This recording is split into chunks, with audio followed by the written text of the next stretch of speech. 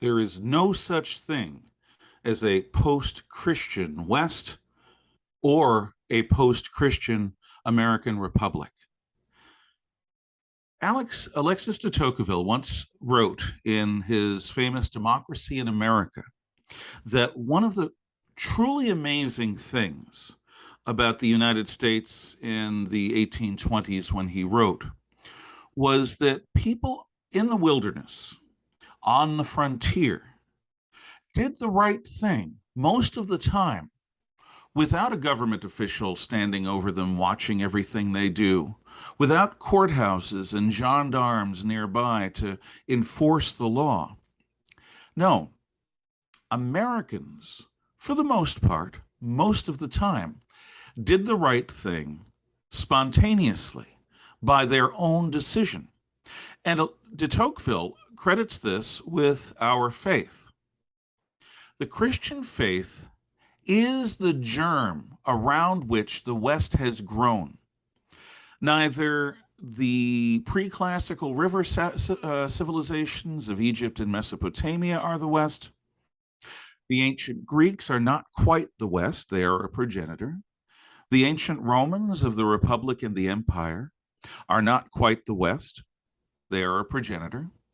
The early Christian church is not quite the West. It is a progenitor. And the Germanic and Gothic barbarians that conquer Western Roman Empire is also not quite the West. They are progenitors. All of these progenitors come together in a nexus in the early Middle Ages, after the fall of Rome in Western Europe. And you take the fundaments of civilization from Egypt and Mesopotamia, the fundaments of creativity and the valuing of the individual mind from Greece, the notions of civic duty and the restraint of power for government on the part of the Roman Republic, and the notions of a efficient, smooth-running, massive government, global government, if you will, from the Roman Empire, as well as the basis of all modern Western military science. And combine this with the Judeo-Christian notion that God did not create groups, God created individuals. And that Christ did not come to save groups, he came to save each individual person. God gave each of us a soul, according to the Judeo-Christian idea. God cares about each of us. And you combine that with the German notion, the Germanic and Gothic notion, that everyday life should have lifestyle freedom, that freedom is not merely a matter of philosophy or voting, it's also a matter of being left alone. Yes, I have a king, but I am a free man carrying a spear for my king, because my king's primary duty in the Germanic and Gothic tribes is to guarantee and protect my rights as a free man. It is all of these things that come together to form Western civilization in the early Middle Ages or Dark Ages in Western Europe. The only one of these that survives intact from ancient times into this period of Western formation is the Western Christian Church, which later morphs into the Roman Catholic Church, the various Protestant and Reformed Christian churches in the West.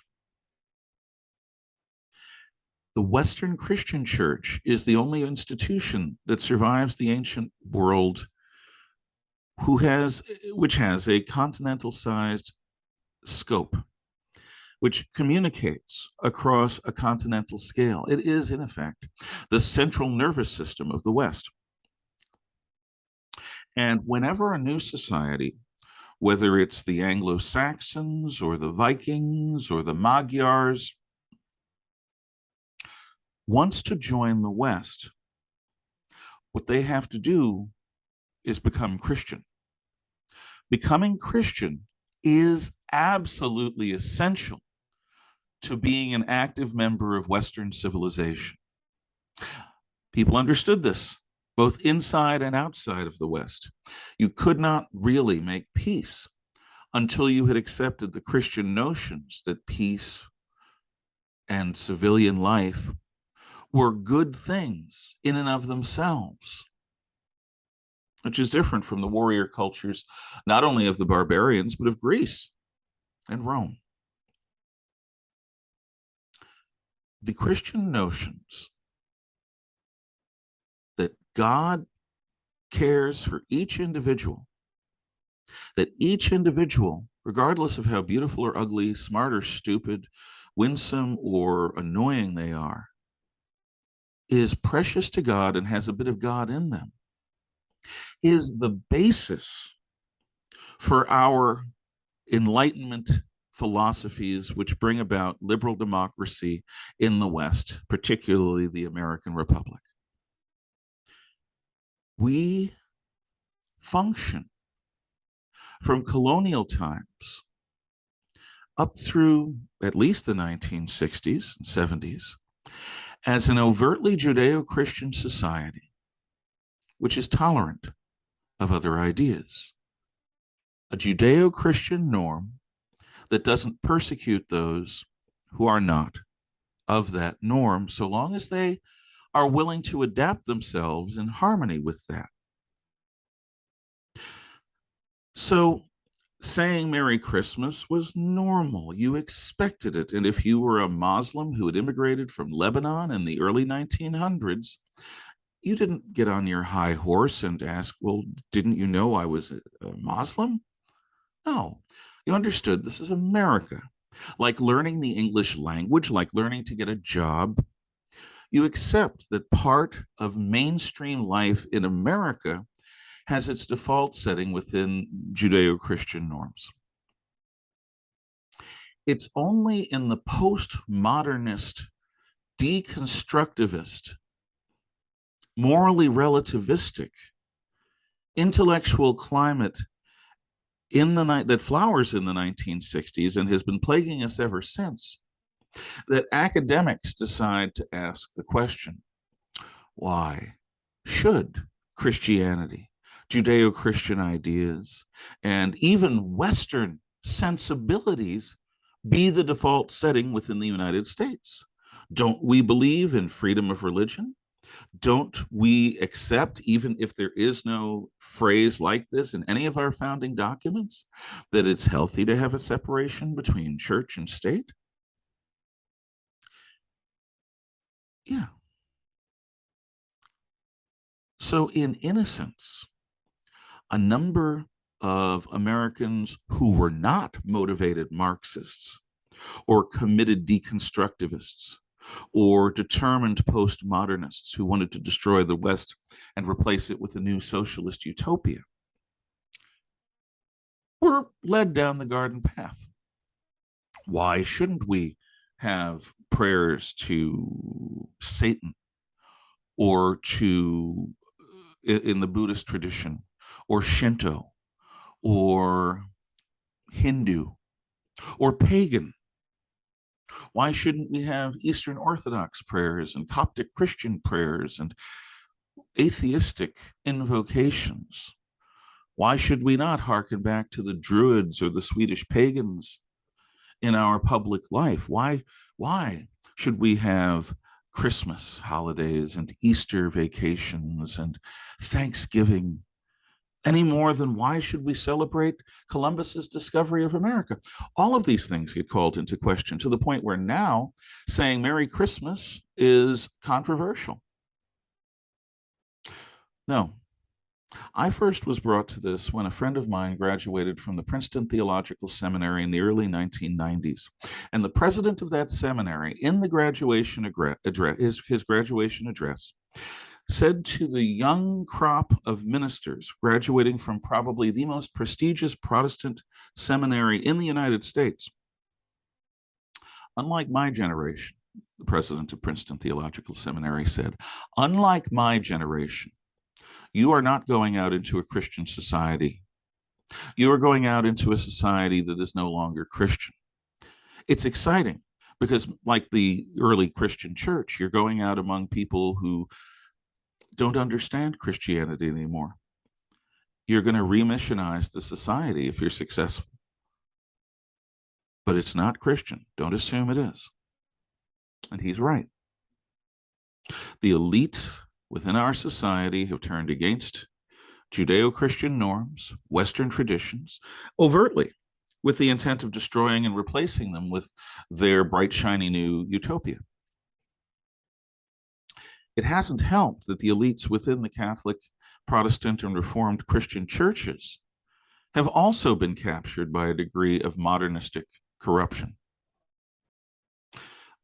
From the taking of Rome by the Kingdom of Italy in 1871 through the death of Pope Pius XII in, I think, 1958, the Roman Catholic Church was determinedly anti-modernist, saying that as ubiquitously powerful and potent as 20th century society was, we will not compromise with it. 20th century society must compromise with us, must account for those universal truths that we purport to espouse. And mainstream Protestant denominations and Reformed Christian denominations followed similar paths, although not quite as determinedly anti-modernist. But under Pope John the 23rd in the early 1960s, Vatican Council II was held, and the church was changed. Roman Catholic Church became a modern church. Latin Rite Mass was abandoned for vernacular services. The church was no longer the community guided by the Holy Spirit. It was the people of God. And there was to be a preferential option for the poor, the seeds of social justice movements and liberation theology, which is basically communism with Christ, a variant of Christ, an effigy or a caricature of Christ, was established as the new normal. And many Protestant churches went along with this in their own way, of course, because they're independent. I can tell you that the Presbyterian Church USA had a number of its people in leadership who engaged in Congress with one another at meetings where they decided to swap wives or engage in other not quite vanilla activities in the late 60s and early 70s. The founder of the National American Man-Boy Love Association, NAMBLA, one of the most evil organizations ever to hatch anywhere in the world at any time, was co-founded by a Roman Catholic priest in the late 1970s. I guess what I'm saying is, one of the reasons why Judeo-Christian norms and Western traditions have more easily been shuffled to the irrelevant is because the very institutions of church have been corrupted by either liberation theology on the one hand or fundamentalism on the other.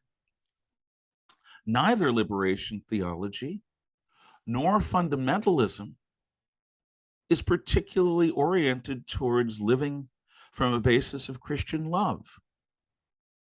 Liberation theology imports Marxian class consciousness into the Christian movement, saying that you are a member of a group and that your group orientation, your group identity is much more important than any individuality that you might have. You're a member of a group and you owe it to the unfortunate, displaced, and marginalized, poverty-ridden groups to equalize society by any means, redistribute wealth and power, create a new utopia. That is not the orientation of a church that for nearly 2,000 years echoed Christ when he said that the poor are with us always, but it's our duty as people, as individuals, to do something to help the poor. At the same time, the fundamentalist movement, which not only exists within Christianity, but in Islam and Hinduism and Buddhism, in every religion, as well as in every modern post-industrial and post-industrial ideology, Fundamentalism says that all of reality can be reduced to a simple rule book, whether it's Mao's Little Red Book or a particular Christian pronunciation. And anyone that does not scrupulously adhere to the rules must be ferreted out, exposed, punished. And if they apologize, bring them back. And if they don't, shun them. Both liberation theology and fundamentalism are far more concerned with human power dynamics than they are about living in imitation of Christ. So it's not easy, and it has not been easy for mainstream Christians and Jews within the West to speak proudly of why the Judeo-Christian element is the absolute essential to an ongoing freedom and to an ongoing Western civilization. In fact, it is the Judeo-Christian values which made possible the spontaneous self-control which Alexis de Tocqueville admired so very much over about 200 years ago. And as civically minded as the members of the Roman Republic were, there was a sense of bleak hopelessness in the sense of civic duty that the Romans had, in the sense that all of this has happened before, all of this will happen again, all of this life stuff might not end well, probably won't. In fact, if you look at Eurasian myths and folklore, it's much more dark, like the original Brother Grimm stories, than anything that we in the United States produce with Disney or happy endings. The point I'm trying to get at is that the Judeo-Christian tradition, which has been sidelined for my entire lifetime, for over the last 50 years, from the top down in our society, by institutions of church and of state and of everyday life and culture and how we interact in society, all of it has been marginalized in the name of equity, in the name of religious toleration, a caricature of religious toleration that says that we have to have a default setting of atheism, with the result that we are even a less Christian society in the 2020s as we were in the early 1990s. Is it any wonder that random acts of violence and crime are on the rise, that more and more it is the police and not the people themselves that hold civilians to a high standard of conduct, that we are treated by our government as a bunch of selfish consumers, like a bunch of hogs eating at the trough, rather than as the independent-minded free citizens that are the proper masters of our government by, of, and for the people. It is only with the mainstream traditional Judeo-Christian notions of how an individual relates to God, dictating how an individual relates to society, to their loved ones, to their own hopes and dreams. It is only that Judeo-Christian element of hope and love and genuine tolerance, standing for the dignity of man under God. And that has been betrayed at almost every level by almost every institution that has been infiltrated by people who just don't believe in it anymore. It's important that we recognize this and that we stand our ground, not obnoxiously, not